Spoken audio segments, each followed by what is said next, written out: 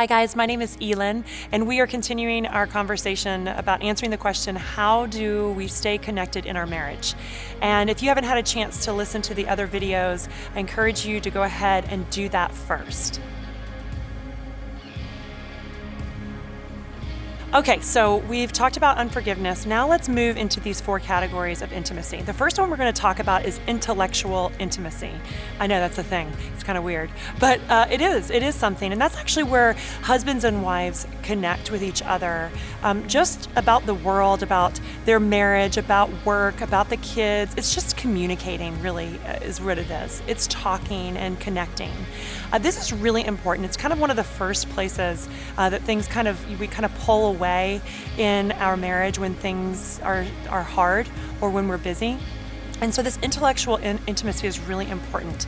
And I just want to challenge you in your relationship that you make every effort to communicate and talk every single day. Now, I say that because I understand that sometimes, if somebody's traveling for work or if there's an illness that's taking place, I understand that there are extenuating circumstances or exceptions where we may not be able to communicate with our spouse via words every single day. But under normal circumstances, we should make every attempt to have normal conversations with each other throughout our day. How's your day? How was work? Hey, what do you want for dinner? And then when you're cooking dinner, so what do you think about when we should schedule the yard work to take place? Or listen to this funny thing that happened at work. Or guess what child A did today when they got off the school bus? Or, gosh, I'm really struggling with this conversation that I had with my friend and I don't know what to do. Or, gosh, I don't know what's going on with me right now, but I'm feeling so overwhelmed. Are you feeling that way?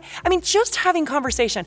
The reason that you guys got married in the first place is because you couldn't stop talking to each other. I'm sure that is why most people get married. You just can't get enough of each other.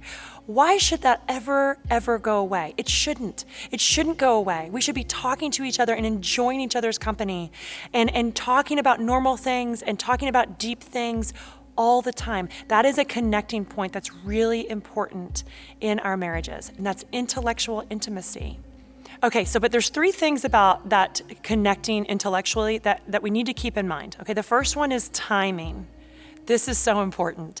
I know that it's been something I've had to learn over the years with Tab to find out when the best time is to have conversation about certain things with him. Now, this could be over something that's as simple as, hey, and actually this just happened last week, hey, can you go around and tighten all the doorknobs on the doors downstairs?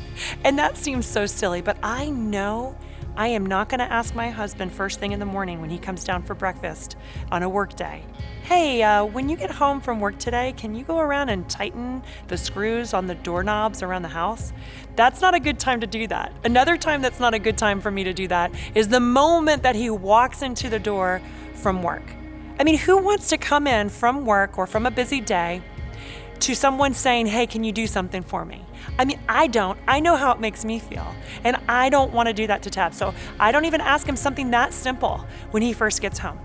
And the other thing I don't do is when I know he's had a stressful day, I really limit what I'm asking him to do, if there's something I'm asking him to do.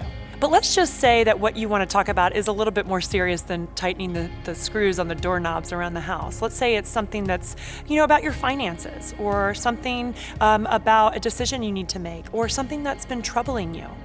Really finding the timing that is going to be best for your marriage is really critical to this conversation or to this connecting intimately in your conversation. It's really the key to having that go well.